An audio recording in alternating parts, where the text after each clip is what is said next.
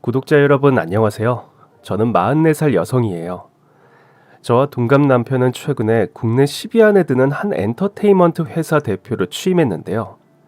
취임이라고 하니까 꽤 거창하게 들리겠네요. 부사장 자리에 꿰차고 들어간 지 나흘 만에 사장으로 승진한 겁니다. 운이 좋았다고 박수치기엔 희생했던 것들이 너무 커서 그렇게 좋아라만 할 수 없는 기분이에요. 주주님들 만장일치 의견으로 그렇게 됐다는 것은 확실히 밝히고 제 사연 소개해 드릴게요. 무엇부터 적을까 하다가 갑자기 떠오르는 친구가 있어서 그 친구 이야기부터 하겠습니다. 대학 신입생 때 동기 녀석 중에 한 놈이 술꾼이었는데요. 아시다시피 1학년 신입생들은 선배들이 엄청 술을 먹이잖아요. 특히 우리 학교 K대는 술로 유명한 대학이었거든요. 그래서 우리는 입학하자마자 신입생 환영의 날 고무신에 부어주는 막걸리에 벌써 반은 넌덜머리를 내고 치를 떨었어요. 내가 또다시 술자리에 가면 성을 간다를 외쳐봤자 선배들 등살에 결국 또 가야 했죠. 그래도 20살, 재수해봤자 21살 아이들이었습니다. 지금 제가 바라보면 아기들이거든요. 아기들이 마셔봐야 얼마나 마시겠습니까? 그런데 동기 남학생 중에 한 명이 글쎄 술 마시는 게 뭐랄까? 그냥 꾼인 거예요. 우리 학교가 공부 웬만큼 하는 애들이 들어올 수 있는 학교가 아니었거든요. 수재들만 들어올 수 있는 학교였는데 공부하기도 바빴을 텐데 19살짜리가 도대체 어디서 술을 마셨나 싶을 정도로 정말 너무 익숙하게 잘 마시는 느낌이랄까요? 30대 아저씨들이 술 마시는 폼으로 마시더라고요. 양도 그렇고 못 마시는 술도 없고 암튼 주량도 장난 아니라서 물어본 적이 있거든요. 그때 이 친구가 대뜸 그래요. 우리 아버지가 개부라서 그래. 전 이게 무슨 뜬금포인가 했어요. 나 술을 개부한테 배웠다고. 어른한테 배웠는데 술 뒤끝이 왜 그래? 나 6살 때부터 개부랑 대작했거든. 우리 엄마는 시장 통해서 야채 장사하고 개부는 날백수였는데 집에는 개부랑 나랑 단둘이서 24시간 같이 있을 수밖에 없었지. 엄마 없을 때 나랑 둘이서 술 마셨어. 엄마 올 시간 이미 깨 있거나 아예 잠든 후였지. 그러니 엄마는 집에 와서 씻지도 않은 상태여서 오늘 번 돈 1,000원짜리, 10,000원짜리 동전까지 세시느라 정신이 빠지셨는데 이불 속에서 잠든 날 돌아볼 틈이나 있었겠어. 자면 자나보다 하시고 끝난 거지. 난 거의 매일이다시피 소주 마셨어. 뭐야? 그러니까 개부는 왜 아이에게 술을 먹이신 거야? 예뻐서 그러셨겠냐. 예쁘고 귀한 새끼면 6살짜리 애에게 소주를 먹였겠냐고. 우리 개부 고자셔서. 그러니 자식 없는 자기 의붓 아들인 날 예뻐해서 소주를 마시겠겠냐고? 아휴, 얘는 참 무슨 소린지 모르겠어. 남의 집 아들의 흠집이라도 내보자였겠지. 남의 아들의 흠집이라도 내고자 하는 그 마음이 상상만 해도 소름 끼쳐서 그 후로 며칠간 꿈에 나올 지경이었던 기억이 뚜렷합니다. 친구 이야기는 그만하고요. 남편과 전 28살에 제 친구 소개로 만났는데 인연이 되려고 해서 그랬던가 남편에게 문득문득 느껴지는 그 그늘이 뭐 때문인지 모르는 채 연애를 했어요. 남편의 부모님 모두 엄청난 외모를 가지고 계셔서 남편은 정말 길 가다가 스쳐도 다시 돌아보기 잘생긴 외모였는데요. 외모에 비해 바람기는 전혀 없었어요. 처음엔 이 사람이 너무 잘생겨서 제가 피했을 정도니까요. 연애가 깊어지고 전 가족 이야기를 자주 하는 반면 그는 이상하게 집 이야기는 잘 안 하더라고요. 결혼 이야기가 나오고 한다는 말이 나 엄마가 둘이야. 자기는 시어머니를 둘을 모셔야 한다는 뜻이지. 아버지의 본처가 따로 있어. 내 호적상의 어머니 날 낳아준 생모는 호적에도 못 들어간 첩이야. 그러니까 난 미혼모의 아들이라고. 자기 집에서 허락해 주실까? 더 놀라운 건 남친. 물론 지금은 남편이지만 그의 아버지가 유명한 배우셨다는 겁니다. 70, 80년대 TV 드라마 주인공은 도맡아 하셨고요. 굉장히 중후한 이미지로 하다못해 동네 골목 입구에 있는 남성 양복점마다 우리 시아버지께서 모델을 해서 사진 걸렸던 거 저도 기억해요. 음반 취입도 하셨다고 들었는데 아무튼 아버님 한창 전성기 시절은 저 유치원 다닐 때였으니까요.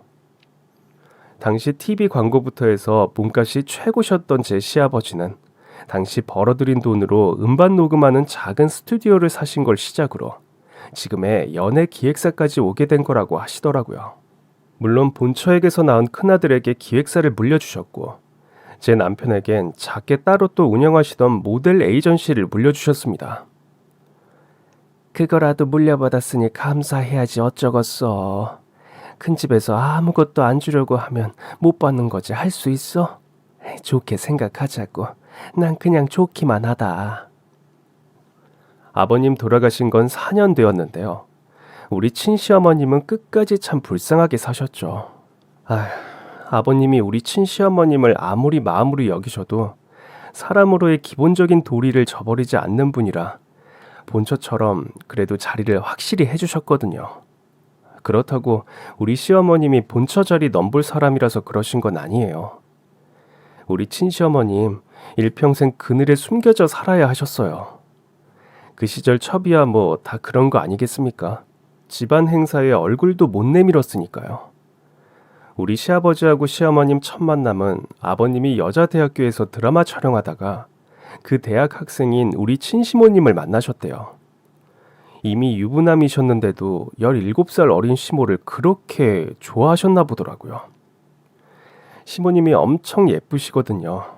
세상에 38살 유부남이 21살 여대생을 그렇게 한 건데 바로 아이를 가지게 되어 학교도 그만두고 집안에 들어앉으셨죠. 몇 년 전에 제게 해주신 말씀이 친시모님 일생을 정리해준다고 생각하는데요. 폰가 형님에게 목걸이 세트 해다 주시면 나한테도 똑같은 걸 해다 주셨지. 그런 걸로 차별은 안 두신 양반이야. 아휴, 그럼 뭐해. 내 아들 결혼식 하는데 난 결혼식장에도 못 나가 앉아있는걸. 난 없는 사람인걸.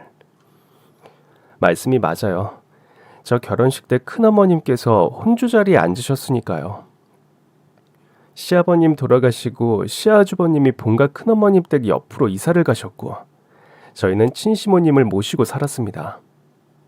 네 엄마 네가 모셔, 내 엄마 내가 모실게. 뭐 그런 거죠 뭐. 명절이나 할아버지 할머니 기지사 때 본가에 가면 우리 시아주버님 제 남편에게 참 어찌나 냉랭하고 차갑던지 저렇게 꼭 본처 아들인 걸 저런 식으로 티를 내야 하나 섭섭하더군요. 그러거나 말거나 남편과 전 우리가 해야 할 도리는 했습니다. 시아버님께서는 일 때문인지 담배를 많이 태우셔서 그런가 폐암으로 돌아가셨어요. 시아버님 돌아가시고 얼마 후 제 남편 사업에 위기가 찾아왔죠. 남편 사업은 앞에서 말씀드렸다시피 에이전시 사업이었는데요. 근데 모델 기획사예요. 이 망한 과정을 설명을 하자면 연간 회사들도 나와야 하고 그러면 신문 1면을 차지했던 일들과 연관되실 분 나오실 것 같고 아무래도 그렇게 되면 곤란해져서 말을 아껴야 할 것 같네요. 확실한 건 아주버님의 사업 방식과는 차이나게 운영을 했다는 점입니다. 요즘 TV 뉴스에 많이 나오는 연예인 엔터테인먼트의 노예 계약 말입니다. 가수 이선희 씨도 연관된 거요. 가수 이선희 씨가 연관된 그 회사가 어느 정도의 강도인지는 그건 제가 직접 눈으로 안 봐서 모르겠지만요. 우리 시아버주님은 그에 넘는 짓을 하고 사셨던 거예요. 이분께서 연예인들과 계약을 어떤 식으로 파렴치하게 운영하시냐면요. 예를 들면요. 시아주버님 회사 이름을 A라고 치고 이 A가 국내 최고 인기 걸그룹과 계약을 하는 거예요. 계약서 그 첫머리가 이렇게 시작됩니다. 음반을 30만 장 이하로 팔면 수익금은 전부 회사 A 몫이다. 이렇게요. 그 다음 줄 추가 설명은 이렇게 되어 있습니다. 하나의 앨범이 30만 장 이상 판매될 경우 그때만 다음에 발매되는 앨범에서 그룹 멤버 1인당 800만 원을 받을 수 있다. 30만 장 이하로 판매될 경우 단 수익은 0원으로 배분받는다. 더 기가 막힌 건요.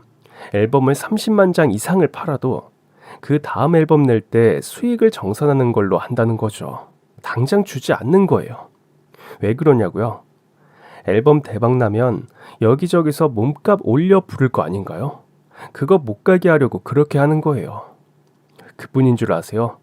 걸그룹 멤버들 개인 한 명이 작사나 작곡을 하잖아요. 저작권은 회사 A 것입니다. A가 걸그룹에게 요구하는 방송 활동, 앨범 활동을 거부할 수 없다고도 명시되어 있고요. 계약 기간 내내 하루에 3, 4시간 자면서 30개의 앨범과 100여 개의 노래를 내고 하루에 버스나 자가용 비행기를 몇 번씩 타고 다니며 열심히 활동을 해도 떨어진 돈은 간단히 정리하면 되게 잘 나가는 아이돌 그룹에 뼈 빠지게 굴러서 매출 1,500억 원 벌어다 주면 고작 3억 1천만 원 가져가는 현실. 또 그 돈을 아이돌끼리 나누죠. 이렇게 했으니 아주버님 회사가 부자 회사가 안 될 수가 없는 겁니다. 어쨌든 먹고 사는 게 중요하니 남편이 엄을 막을 수 없게 되자 자존심 접고 형님한테 찾아갔나 보더라고요. 왼순이 찐이 해도 한 핏줄이니까 당연히 도와줄 줄 알고요. 형님이 그러더래요. 알았어, 이렇게 하자. 엄 막아줄 테니까 그 회사 경영권 나한테 넘기고 내 밑으로 들어와. 내가 보니까 넌 경영 능력이 없어. 신인개발팀 이사 자리 어떠냐? 딱 5년만 죽어라 구르면서 나한테 배워. 그리고 내가 봤을 때 자질 갖추어졌다 싶으면 경영권 다시 너한테 주마. 정말 자존심 상하는 제안이죠. 신인개발팀 그거 인재 하나 뽑아서 키우기까지, 그리고 쏙쏙 본전 뽑을 때쯤엔 손 떼야 하는 신인개발팀이라뇨. 그러나 어쩝니까? 아쉬운 대로 해야죠. 최종 부도보다는 우선 회사를 살리고 봐야 하니까 알았소 하고 형님 회사로 들어간 후 남편은 그냥 형님 기사 그 이상도 그 이하도 아니었습니다. 5년이 뭡니까? 8년이 다 되어가도 그대로였습니다. 노예계약 그거 당신이 당한 거 아닌가 좀 살펴봐. 난 아무래도 당신이 노예계약 당한 것 같으니까. 사람이 어쩌면 그럴 수 있는지 대우나 제대로 해주었게요. 연봉 5천이란 숫자는 총무과 과장 앞에서 얼굴 벌개지는 금액이죠. 제 남편과 대표가 어떤 사이인 줄 뻔히 아는 직원들 앞에서 완전 사람 깔아뭉개는 거잖아요. 그러나 또 어쩌겠나요. 세상 풍파랑 겪어보지 않고 시아버님이란 우산 아래서 곱게 자란 남편. 그거 물려받아 FM으로만 살았던 사람이 세상으로 벌거벗겨진 채 나가는 게 무섭다고 하더군요. 그래도 설마 형님이 날 남이라고 생각하시겠어? 어쨌거나 할아버지 핏줄인데. 여보, 나 솔직히 무서워. 밖에 나가면 어떤 위험이 도사리고 있을 것 같고, 이래서 자식이 귀하면 물고기를 잡아주지 말고 낚시하는 법을 가르치라고 했나 봐. 그래서 형님 밑으로 가겠다는 거 아냐. 그 대우 받으면서. 딱 눈 감고 5년이라잖아. 아버님 대신 형님을 믿고 의지해서 살 수밖에 없는 것 같아. 못나 보이더라도 이해해줘. 전 솔직히 우리 시아주버님을 사람으로 안 쳐줍니다. 제 남편에게 저렇게 하는 사람이니 싫어하는 건 당연하지만 하나의 기업을 운영하는 사람이 서로 윈윈, 그러니까 직원하고 파이팅하면서 가는 게 아니라 거의 착취하는 거잖아요. 그래서 싫어해요. 암튼 시아주버님이 우리 시어머님을 대하는 태도도 그렇고 명절 때 남편하고 우리 아이들 제가 본가에 가면 똑바로 안 쳐다보고 눈을 비스듬히 내리깔고 사람을 멸시하는 것 같은 태도를 보이는 것만큼 저도 속으로 우리 시아주버님을 그렇게 쳐다보지만요. 큰어머님도 비슷하십니다. 우리가 가면 똑바로 안 쳐다보세요. 뭐 다정할 이유가 없겠죠. 자기 핏줄 아니라도 큰 집이라고 찾아온 손자들에게 인사 한마디 건네는 법 없는 속 좁은 양반이기도 했고요. 정말 그 섭섭함이란 말도 못하겠더군요. 그래도 제가 시아주버님을 인정하는 건 딱 하나 있기는 해요. 여자 문제 안 일으킨다는 거요. 제 짐작인데 자기 아버지가 여자 문제로 평생 자기 엄마 고랑땡이 먹이는 거 봐서 그게 한이 돼서 그러는 것 같기도 하고, 한편으론 큰동서가 워낙에 출중한 미모거든요. 아이돌 출신이에요. 소속사가 큰아주버님 회사였는데 11살 어린 형님을 색시로 삼은 거죠. 암튼 아시다시피 이런 계통에 있으면 그냥 하룻밤 원나잇이라도 해도 여자 로비도 많이 받고 그보다 조금 더해서 즐기는 연애는 쉽거든요. 그러나 저희 시아주버님은 바늘 끝도 안 들어가게 철저하시더라고요. 퇴근하는 즉시 집이시니까요. 술 자체를 좋아하지도 않을 뿐더러 자기 딸 둘 있는 거를 그냥 물고 빨고 하시느라 정신 없으셔서 술도 잊으신 것 같았죠. 본가 큰어머님을 쏙 빼서 안 예쁜 아이들을 자기 엄마 닮았다 이거죠. 게다가 결혼 후 6년 만에야 본 늑둥이들이니 얼마나 귀여울지는 짐작 안 해도 알겠습니다. 그래서 가정엔 얼마나 벌벌 떠는지 큰동서와 조카 둘을 그냥 손바닥 위에 올려놓고 보는 것처럼 살아요. 회사에서 노예처럼 일 시키는 아이돌들이야 죽든 말든 자기 가정만 행복하면 된다. 뭐 그런 거 아닐까요? 어느 명절에 둘이 마주 앉아 전을 부치다가 제가 형님께 너스레를 떨었던 기억이 있습니다. 형님은 좋으시겠어요. 우리 그이도 가정에 소홀하달 수는 없는데 솔직히 아주버님에 비하면 우리 그이는 못 믿겠어요. 아침에 문 밖으로 내보내면 내 남편 아닌 걸로 알고 있다가 저녁에 들어오면 내 남편인가 보다 하고 사는 거죠 뭐. 형님은 어린값 하느라 그런지 매사 너무 솔직하신 게 있어요. 글쎄, 과히 좋지만은 않은데 부부는 쌍방간에 정이 있어야 살지. 음식 싫은 건 윗목에 밀어놓고 안 먹어도 되는데 사람 싫은 건 어떻게 할 수가 없잖아. 아주버님이 집에 계시는 주말을 이용해 형님은 골프 라운딩 약속을 잡는 것 같더라고요. 아주버님은 또 그걸 용인해 주는 게 평일엔 아이들 챙겨야 하니까 주말에라도 자유시간을 주자 그런 것 같았습니다. 전 제가 남편을 좋아해서인지 몰라도 남편이 집에 있는 주말엔 약속을 안 잡거든요. 입맛 당겨 하는 맛있는 거 해주고 싶고 아이들하고 다 같이 가족이란 느낌으로 있고 싶기도 하고요. 형님은 그것도 모자라서 가까운 골프장에서 치면 안 되는지 꼭 자고 와야 하는 남해나 제주 그런 골프장을 잡아서 2박 3일을 놀다 올 때 알아봤으면 이런 비극은 안 일어났을까요? 저야 뭐 형님 나름대로 내조한다고 뭐 정치계 인사들 부인들하고도 만나는 것 같고 대기업 사모님들, 방송계 거물들 사모님들에게 접대 골프도 치는 거로만 생각했었거든요.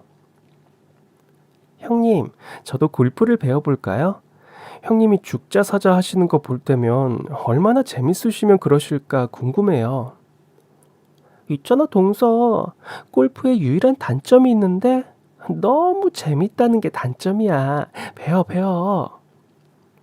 한편 제 남편은 회사에서 입지가 없고 형님 중요한 미팅 있을 때 따라가서 술 상무나 해드리고 접대 골프 칠 때도 따라가서 골프 쳐드리고 그러면서 다 떨어진 행주 쪼가리 같이 미래도 없이 그냥저냥 사는 줄 알았더니 알고 보니 그게 아니었더라고요.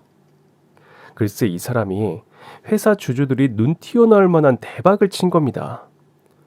그 시기에 마침 전 갑자기 치매가 오신 시모님 때문에 속 꽤나 알을 떼어서 남편에게 축하 한마디 제대로 못 해주었던 게 마음 아프네요. 지금은 누구나가 다 아는 어떤 걸그룹이 처음에 데뷔할 때 방송 섭외가 거의 없었거든요. 이유는 다른 그룹에 비해 외모가 좀 딸린다는 거였나 봐요. TV 방송에 한번 나가야 앨범 홍보에 불이 붙는 거잖아요. 근데 안 불러준 거예요. 그래서 제 남편이 할 수 없이 선택한 게 뉴 미디어. 그러니까 유튜브 같은 SNS였던 겁니다. 팬하고 직접적인 소통이요. 그땐 이 방법이 흔하지 않았거든요. 제 남편이 사업머리만 없지 창조적인 아이디어는 뛰어나서 가장 빠르게 트렌드를 잡았고 그게 이제 사고친 수준으로 성과가 나버렸으니 말입니다. 이사들이며 주주들이 제 남편을 새롭게 바라보고 있을 때 하필 아주버님은 벼랑 끝에 몰렸던 거죠. 아주버님이 여자가 있는 것도 아니고 횡령해서 쓸 데가 어디 있겠나요? 손놀이 아니던가요? 아주버님은 선수들 모여 노는 장소에 자주 들락거렸고 거기에 진 빚이 꽤 됐나 보더라고요. 그거 갚으려고 횡령을 한 거죠. 그 혐의가 총무과 이사 레이더에 잡혔고 이 사람이 형님을 경찰에 신고를 한 거예요. 경찰들이 연예 엔터테인먼트를 압수수색하는 일은 별로 없잖아요. 중대한 범죄라기보다는 회사 내 돈을 단순히 빌렸을 수도 있으니까 그냥 2시간에 걸쳐서 압수수색을 한 거죠. 여보, 보통 관계자 소환 조사하다가 그 끝에 압수수색을 하는 게 순서 아냐? 제가 남편에게 물었을 때 전 제 인생에 이런 일이 닥칠 줄은 몰랐습니다. 바로 아무 잘못 없는 제 남편이 그 사건의 중심에 끌려 들어갈 줄을요. 조사하는 동안 당사 관계자를 소환하는 게 순서고 그 후에 압수수색을 해야 하는데 압수수색부터 했으니까요. 경찰 측에서 보면 자신감이지만 얍삽한 아주버님에게는 기회였겠죠. 그 사이에 제 남편에게 거절할 수 없는 제안을 했으니까요. 혐의를 대신 뒤집어 써달라고요. 가만히 따져보라고. 너 억울할 거 별로 없어. 이 거래가 너한테는 나쁘지 않다고. 그런데 지금에 와서 생각해보면 아주버님 발등에 불이 떨어져서 그거 끄는 게 급해서 동생에게 제안을 한 것도 있겠지만요. 제 남편이 혜성같이 피어나는 게 보기 싫어서 겸사겸사 만든 제안이 아니었을까. 물증 없이 심증만으로 의심을 하고 있는데요. 그 거래 내용이 뭐였냐면요. 치매 초기의 어머님을 최고의 실버타운에 모시고 그 안에 개인 요양보호사를 따로 붙여준다는 게 첫 번째 제안이었나 봐요. 그렇게 전적으로 책임짐과 동시에 남편 회사는 남편이 출소하는 즉시 원래대로 남편이 회사 대표로 취임함과 동시에 형님의 대형 기획사에서 부사장 자리를 준다고요. 딱 1년 반이면 되지 않겠니? 너한텐 좋은 기회잖아. 이걸 기회 삼아 다시 일어서면 되는 거야. 딱 1년 반 희생하고 나서 말이야. 그리고 집은 걱정 말고 재수 씨하고 아이들도 책임지 마. 생활비는 매달 400씩 송금할 거야. 공증 변호사까지 붙여서 문서 공증까지 했답니다. 서로 간의 인감도장을 앞에 두고 공증까지 했을 때 남편은 그 후의 일을 도모했을 거예요. 사실 남자들 입장에서야 모든 걸 다 뒤바꿀 수 있던 기회니 1년 반쯤이야로 생각했을 겁니다. 그런데 이 건이 집에 있는 사람들한텐 보통 사건이 아니거든요. 집안의 가장이 횡령 혐의로 들어가면 식구들은 밖에 얼굴 들고 못 다녀요. TV나 신문에 기사가 안 실려도 심적인 주눅이란 게 있으니까요. 남편이 횡령 혐의로 들어가자 시어머님이 이젠 자기 손자들도 정확하게 못 알아보시게 되신 것만 봐도 아실 수 있을 거예요. 남편에겐 알리지 않았어요. 들어가 있는 사람 괴롭기만 하니까요. 마침 코로나가 한창 기승을 부리던 때라서 전 시어머님을 자주 찾아뵙지도 못하고 다만 아주버님이 알아서 잘 하시겠지 하면서 어머님과 요양보호사와 열심히 전화만 했던 게 너무 후회됩니다. 일이 한꺼번에 들러붙어서 꼬이라면 이렇게 진행이 되는 건지. 솔직히 적자면요. 남편은 없는데 치매 시어머님을 시아주버님이 맡아주시겠다고 하시니 홀가분했던 것도 사실이에요. 알츠하이머는 약을 제때 드시는 게 가장 중요한데 걱정이 되네요. 재수씨, 그런 거 때맞춰 먹여달라고 시설 보내드리는 거 아닙니까? 걱정하지 마세요. 제가 다 알아서 할 테니까요. 아주버님이 큰 동서, 그러니까 형님에게 음반 만드는 스튜디오를 하나 사준 것도 그때였어요. 졸랐겠죠. 심심하다고요. 지인들 음반 녹음할 때 대여해주고 그런 용도로 사용한 거예요. 형님은 그 스튜디오에서 벌어들이는 수입이 웬만한 고학력 여성 월급 못지 않았습니다. 그러니까 규칙적으로 아침에 출근했다가 저녁에 퇴근하는 생활이 되었고 집에 살림을 살아줄 사람이 필요했겠죠. 동서, 이번 주말에 집에 와서 있어줄 수 있어? 나 땡땡그룹 사모님하고 라운딩 약속 있어서 제주도 가야 되거든. 하필 그이도 출장이 있다고 해서 말이야. 태훈이하고 태영이도 데리고 와서 있으면 돼. 위층에 비었으니까. 생활비가 아주버님 손에서 나오니 이런 부탁을 거절할 수는 없었어요. 그런데 바로 이날 형님 댁에 가 있는 걸 시작으로 전 형님네 도움이야 다를 바 없이 되었습니다. 따져보니 일주일에 5일은 가 있었던 것 같아요. 저녁에 드실 식사까지 식탁에 차려놓고 집에 돌아오면 오후 6시 조금 지나 있었으니까요. 우리 애들은 안 먹고 있는데 아직도 안 돌아온 형님 아이들 간식까지 챙겨놓고 왔습니다. 생활비를 400만 원씩 받는다는 게 뭔지 닥치니까 하게 되더군요. 하루는 화장실 바닥에 물때를 세제 묻혀서 솔로 문지르는데 저도 모르게 눈물이 떨어지는 거예요. 구독자님들께서 어떻게 들으실지 모르겠지만 나도 한때는 KD 입학했다고 세상이 내 코 아래로 있는 줄 알았는데 이런 생각을 하고 있자면 한없이 비참하니까 되도록 생각 같은 거는 안 하면서 살려고 노력했던 날들이었네요. 그래도 2주에 한 번 통창 밖에서나마 어머님 얼굴을 뵈러 애들을 데리고 갔습니다. 거기서 어머님을 배웠는데 그 초췌한 모습에 가슴이 마구 쪼이더군요. 물론 좋은 요양원 많겠죠. 어머님 입소하신 곳이 제가 알고 있기도 최고급 요양원이었으니까요. 그런데 그 요양원에 입소한 지 70일도 안 되셨는데 그 사이에 허리도 심하게 굽고 걸음을 아예 삐딱하게 걸으시는데 가슴이 확 내려앉는다고 할까요? 치매에 쓰셨어도 바른 자세로 제대로 걸으셨고 신체는 건강하셨는데 그 사이에 정말 묘하게 걷는 환자가 되신 거예요. 전 당장에 요양원 측에 항의를 했고 119를 불러서 대학병원으로 갔습니다. 시어머니께서는 안에서 검사를 하시는데 기다리면서 별의별 생각이 다 드는 거예요. 이것저것 검색을 해보니 아무래도 초기 파킨스일 수도 있을 것 같다고 생각했는데 병원 측에서 충격적인 말을 하는 거예요. 이건 약물에 대한 부작용 말곤 다른 걸 생각해 볼 수가 없어요. 요양원 측에 따져보니 처음에 입소할 때 없던 약물을 자기들 마음대로 썼더라고요. 그러니까 처방한 것에 대해서 제가 강력하게 항의를 했더니 저희 측에서 마음대로 했다고 누가 그럽니까? 분명 보호자께 허락받고 나서 바꾼 겁니다. 알고 보니 요양원 측에서는 아주버님께 이야기를 했고 아주버님은 귀찮으니까 처방전도 제대로 안 보고 무조건 마음대로 하라고 한 거예요. 자기 엄마 같으면 그랬을까요? 사람이 약 하나를 지으려도 처방전 내용을 읽어보는 게 그냥 당연한 건데 어쩌면 저럴 수가 있을까요? 공치사 같지만 제 남편은 아주버님을 대신해 지금 국립교육원에서 살고 있는데 말입니다. 전화로 따지면 제대로도 못 따질 것 같아 전 일부러 밤 9시에 형님 댁으로 찾아갔습니다. 주말이고 계실 시간이니까요. 가서 시아주버님께 요양원권을 대차게 따졌습니다.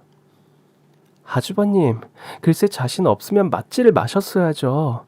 왜 먼저 하신다고 하셔서 그 사람 안심시켜놓고 처음부터 이렇게 하실 생각에 맞는다고 하신 거예요? 처음에 저한테 뭐라고 하셨어요? 안심하라고 하지 않으셨나요? 정말 해도 해도 너무하시네요. 이 추운 데 들어가 있는 사람 생각했다면 결코 이러시지 못할 거예요. 그런데 아주버님이 뭐라고 하셨을 것 같나요? 재수씨, 그걸 왜 탓을 합니까? 제가 더 얼마나 잘할까요? 요양원에 보내드렸잖아요. 그만한 요양원 쉬운 줄 아세요? 사실 그분 그 위치에서 그 정도로 호강하며 살아오고 지금도 호강받으며 사는 거 감사해야지 않나요?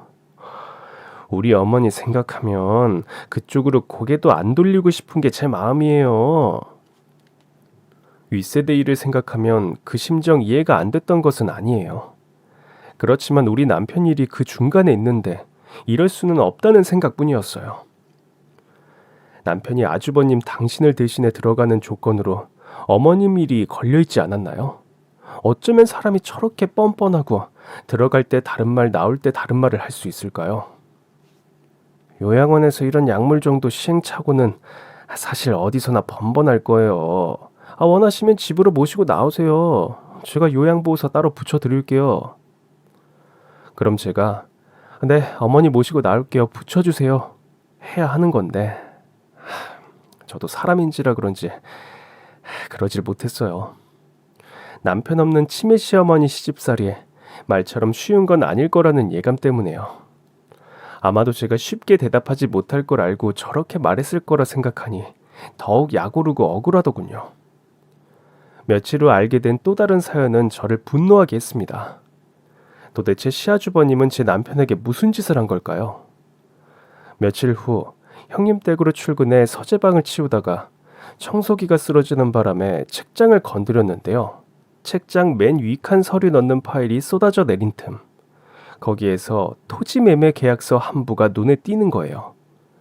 충북 제천에 있는 선산 밑에 있는 땅이 매매가 되었는데 우리 남편 이름으로 되어 있는 땅이었습니다. 약 7억에 매매가 되었더군요. 인감도장은 늘상 시아주버님이 관리하셨던 것이고 위임장까지 놀랄 뿐이었습니다.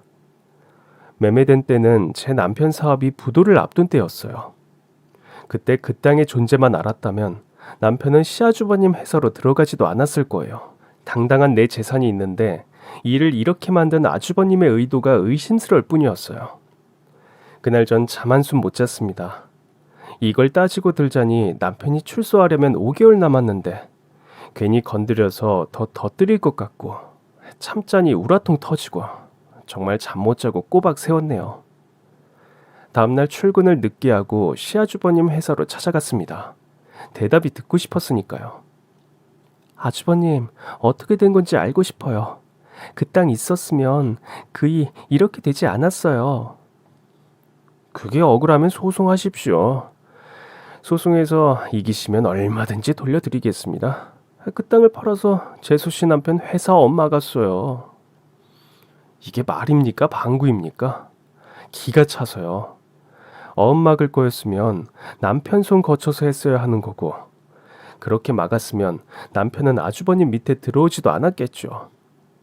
그러니까 남편이 해도 되는 거를 자기가 개입해서 자기 자신이 하면서 온갖 생색은 다 내고 제 남편을 이용해 먹은 거잖아요. 그런다고 뭘 어디다가 하소연할 수도 없었어요. 멍청한 사람이 지는 거지 어쩌겠나요. 저는 한동안 입을 다물고 그 후로도 형님네로 계속 출근했습니다. 입을 떼서 말이란 걸 하기 싫었으니까요. 세상 모두 다가 다 저를 속이는 것 같고 우리 부부를 기만하는 것 같은 기분에서요. 당연히 말도 없이 시무룩해서 형님네 도우미 노릇을 했으니 아주버님 표정도 안 좋더군요.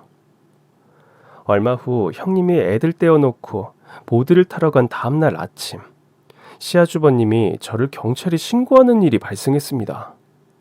집안에서 피아제와 롤렉스 시계가 없어졌다는 거예요. 아주버님이 조사받을 때 최근 저와 안 좋았던 일련의 일들을 다 떠들면서까지 온갖 망신 다 감내하면서까지 그렇게 한 건 100% 제가 범인일 거라는 생각에서였겠죠. 사람을 우습게 봐도 너무 우습게 보는 거고요. 자기가 자기 회사 아티스트들에게 돌아가야 할 정당한 급여를 가로채는 도둑 업주라고 세상 사람들이 다 자기 같을 거라는 그 삐뚤어진 착각은 한심하다는 소리가 절로 나올 지경입니다. CCTV 판독 결과 죄송하지만 내연남이 가지고 간 것 같네요. 참 말씀드리기 곤란하지만 되게 사모님이 내연남이 있으신가 본데. 그러니까 형님은 그동안 쭉 바람을 피우고 있었던 거예요. 늘상 외출이 잦았던 건 내연남을 만나기 위해서였고 폐물이 없어진 날은 바로 형님이 그날 아침에 보드를 타러 간 날이었습니다. 집에서 출발한 시간은 오전 9시 15분이었나 보더라고요. 아주버님도 출근, 애들도 등원, 그리고 전 출근 전인 그 시간에 집에서 혼자 나간 게 아니라 커리어를 받으러 올라온 형님의 내연남을 집 안으로 끌어들인 것 같고 얼마 후 나올 때 그 내연남의 양 팔목에 피아제와 롤렉스 시계가 각각 감겨 있었던 거예요. 엘리베이터 안에 CCTV까지 판독하니까요. 내연남이 내려간 2분 후 형님도 그 엘리베이터를 타고 내려갔고요. 보이시죠? 이 양팔 말입니다. 그냥 박스에 넣어 나가는 것도 아니고 마치 자기 시계인 양 양팔이 저렇게 보란 듯이 조롱하듯 차고 나간 거 보십시오. 경찰도 화가 많이 나는 것 같았습니다. 뭐 자기도 비슷한 경우가 있을까요? 그나저나 이 사람들 어쩌면 이렇게 유치하고 뻔뻔한 짓이 있을까요? 그 남자를 얼마나 사랑했으면 집 안에 끌어들여 남편의 고급 시계를 줄 정도냔 말이죠. 식구들 모두 일터로 학교로 가자마자 내연남이 근처에 대기하고 있다가 9시 10분쯤에 올라와 그 시계를 자기 것인 양 차고 나가는 그 그림을 머릿속에 그려보자니 메스꺼리더군요. 제가 그럴진데 아주버님은 어떠셨을지 짐작 안 해도 뻔합니다. 참 불쌍하죠. 처자식분이 모르던 사람에게 하필이면 이런 업이 지어졌을까요? 죄와 벌은 가장 연약한 부분을 치고 들어온다더니 틀림없는 것 같아요. 자기 가족 아닌 모든 사람들에게 지은 죄를 이런 식으로 받는 거 보니까요. 강원도에서 내연남과 신나게 보드 타던 형님은 경찰에 의해 불러 올려졌고, 상간남과의 관계는 이미 9년 전부터 시작되었다는 말에 우리 모두는 경악했습니다. 무엇보다 아주버님은 자기 딸들이 7살, 6살이라는 게 찜찜하신 것 같았어요. 그러나 그 찜찜함은 필요 없는 게 앞에서 말씀드렸다시피 아이들이 안 예쁜 저희 본가의 시어머님을 빼다 박았거든요. 시어머님을 닮았다는 건 시아주버님을 닮았다는 뜻도 됩니다. 모자가 그냥 붕어빵이에요.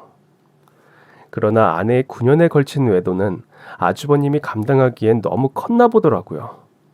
한 나흘을 집안 공기를 숨막히게 만들더니 오피스텔을 계약해서 형님을 쫓아내시더군요. 그 나흘간 전 그 집에서 숨소리도 제대로 못 냈어요. 실 하나 팽팽하게 이어놓은 느낌, 그 실에 숨이 베어버릴 것 같은 느낌이에요.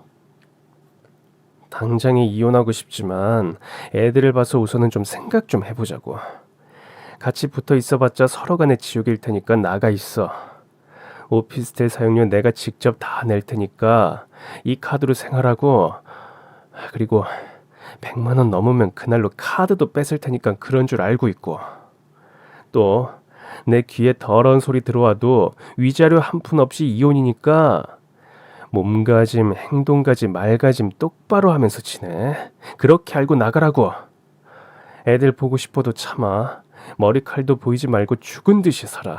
내가 연락할 때까지. 그렇게 마누라라면 껌뻑 죽더니 사랑도 크면 미움도 큰 법인지 정말 무섭게 대하시더군요. 형님은 찍소리 못하고 커리어 3개 들고 쫓겨났습니다.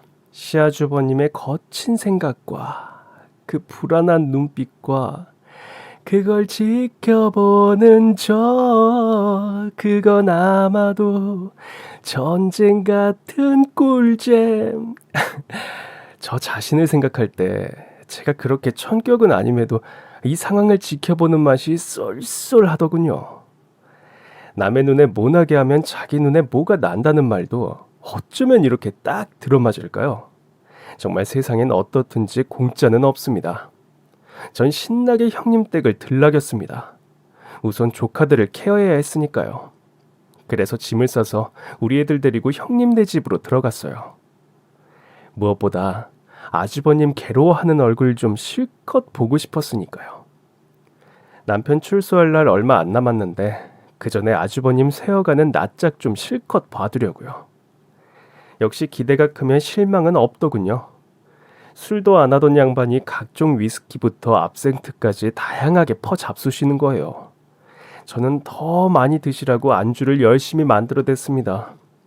위장 관리하며 마셔야지 즐기게 오래도록 마실 거 아니냐면서요. 아주버님이 마시는 술 중 콜든크레인이라는 술이 있었는데 도수가 95%나 되는 보드카였어요. 이걸 작은 박스로 사들고 와서 규칙적으로 마시는데 마치 지옥을 맛보겠다는 듯이 마셔댔습니다. 재밌는 건 이 술 명명이 금지된 사랑이랍니다. 너무 독해서 미국의 몇몇 주에선 금지된 술이라고 하던데 맞나 모르겠네요. 형님이 나가신 후 7개월 되었을 때 인근 산부인과에서 집으로 전화가 왔어요. 형님이 5분 전에 출산을 했는데 쇼크사가 걱정되어 119로 대학병원 응급실로 이동 중이라고요. 세상에 이건 무슨 일입니까? 그동안에 간간히 형님이 일방적으로 연락을 계속 하셨거든요. 다른 남자랑 9년간 바람질한 엄마도 엄마라서 새끼들이 궁금하니까 계속 연락을 하는 거죠. 목소리가 너무 평온해서 임신의 징후도 못 느꼈네요. 형님이 낳은 아기는 태어난 산부인과에서 데리고 있었어요. 연락받고 대학병원 쪽으로는 고개도 안 돌리고 산부인과로 내달려온 아주버님은 감격에 젖었습니다. 아들이니까요. 아무리 딸들이 예뻤기로서니 아들의 비중감은 또 달랐을 테니까요.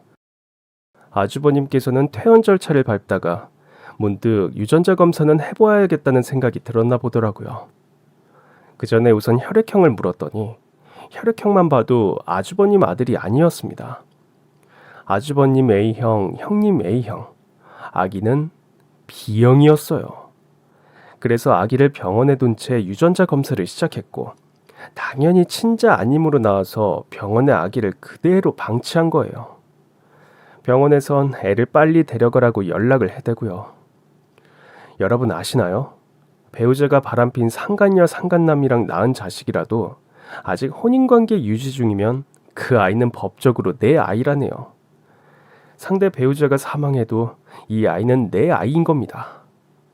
그러니 그대로 산부인과에 방치해두면 영유아 유기죄에 걸리게 되는 거죠. 연예부 기자들은 어디든 무슨 자극적인 사건이 없나 개코를 들이밀고 킁킁거리는 세상에 이 같은 치욕을 들키면 안 되는 거겠죠. 마누라가 9년간 한 남자랑 바람을 피운 것도 모자라서 그 남자 아기를 낳았고 본 남편은 그 아기를 유기했대. 그런 수군거림을 당하느니 내가 참고 살자며 남의 집 아들을 집으로 데려온 겁니다. 신생아를요. 자기 딸들은 본인 닮아 매주 같은데 이 아들은 자기와는 발가락 하나까지 완전히 너무 다르게 생겼고 자기와 달리 너무 잘생겨서 아침 저녁으로 그 얼굴 보고 괴로웠을 겁니다. 에휴, 내 새끼라면 누가 뭐라고 할까. 이게 네 운명 아니겠냐. 계부 밑에서 커야 하는 팔자. 나도 너 좋아서 데리고 온 거 아니야. 째부리지 마. 손가락에 위스키를 찍어서 신생아 입에 넣어주는 아주버님의 잔인함을 안 날. 전체 대학 동기를 생각 안 할 수가 없었어요. 세상엔 너무나 쓰레기 같은 계부들이 많다는 생각과 함께요. 그것뿐이게요. 어느 날 보니 아이가 얼굴이 심하게 벌개져 있어 입안을 살폈거든요. 근데 30일 지난 아기 입에서 청양초 씨알이 나오는 거예요. 전 영유아 학대죄로 시아주버님을 신고하기로 그때부터 마음을 먹기 시작했던 것 같아요. 무엇보다 본가 큰어머님이 이 사실을 아시는 게 급하다고 생각했습니다. 왜 급하다고 생각했을까요? 알아서 좋을 게 뭐가 있다고요. 제 안에 있던 복수심이 차오른 건 아닐까요? 알려드렸죠. 자기 아들이 어떤 인간인지 똑바로 아시고 그 콧대 좀 낮추시라고요. 드디어 아들 손자 낳았다며 덩실덩실 춤추시던 노인네는 죄 없을까요? 없겠죠. 저런 인간 쓰레기를 낳았다는 죄밖에는요. 큰어머님은 그날 저녁 주무시다 말고 이부자리에서 중풍을 맞으셨습니다. 이대로 누운 자리 이 상태로 영원히 눈 감으면 아무도 모르겠지. 아무리 요양하시는 선생님이 들락이신다 해도 수족을 못 쓰시는 노인네가 혼자 큰 집에서 내내 혼자 지낼 수는 없는 일이겠죠. 시아주버님이 페이를 따로 200을 챙겨주시겠다며 제게 간병호를 부탁하더군요. 아니, 제 친시어머님도 요양원에 가 계신데 제가 왜 큰어머님을 보살펴드려야 하는 걸까요? 그래서 전 똑같이 되돌려 주었어요. 그 정도로 호강하며 살아오시고 지금도 호강받으며 사시게 해드린 걸로 만족하시면서 이제 그만 좋은 요양원에 보내드리세요. 내 친시어머님 처방전 하나 봐드리는 것도 귀찮아 약물을 함부로 쓰게 해 몸을 망가뜨리게 한 시아주버님의 부탁을 들어드리고 싶은 마음 추호도 없었으니까요. 그로부터 3개월이 흐르고 제 남편은 모든 형기를 마치고 출소했습니다. 반감을 느끼기에 그동안 일어난 일이 너무나 많아 정신도 없었고요. 상처뿐인 영광은 아니지만 아무튼 약속을 적은 서류가 있으니 남편은 그 주 주말을 앞두고 부사장 자리에 앉았습니다. 제 남편이 부사장에 앉은 날 시아주버님은 술 약속이 있어 유흥가를 갔다가 길에서 우연히 죽은 형님과 9년 가까이 상간한 상간남을 마주쳤나 보더라고요. 정면으로요. 야, 이게 누구야? 왼수는 강남 사거리에서 부딪히는 거구나. 야, 이 새끼야, 너 거기 안 서! 운명은 이렇게 자꾸 우연을 만들어내서 우리 시아주버님을 죽을 자리로 내몬 겁니다. 시아주버님 그놈을 붙잡고 맨손으로 작사를 내다가요. 그 상간남 인중에 충격이 가해졌나 보더라고요. 상간남이 아주 크게 다쳤는데 인중에 가해진 충격으로 안면신경이 마비가 된 겁니다. 아주버님은 경찰에 붙잡혔고 재판에서 실형을 받은 거예요. 회사 대표 자리가 비니 할 수 있나요? 부사장이 권한 대행을 하는 거죠. 그러나 권한 대행 하루가 지나자 소액 주주들이지만 주주들이 모여 회의를 한 결과 회사 대표로 있는 동안 너무나 많은 문제를 일으킨 아주버님을 영원히 해임하고 진짜 대표 자리에 제 남편을 앉혔습니다. 다른 건 몰라도 제 남편은 사업이 위기에 몰렸을 때 헤쳐나갈 길, 확실한 돌파구를 찾는 경우에조차도 룰과 법칙을 지키며 살 사람이란 겁니다. 키우는 아티스트들이 가지고 있는 사고력, 인성, 이런 모든 것들까지도 존중하며 함께 갈 대표가 될 거란 걸 믿습니다. 모두 뿌린 대로 알뜰하게 거두게 되셔서 현재 국립교육원에 가 계신 아주버님께 인생사 한마디 충고하고 싶지만 약 올리는 것 같아서 참습니다.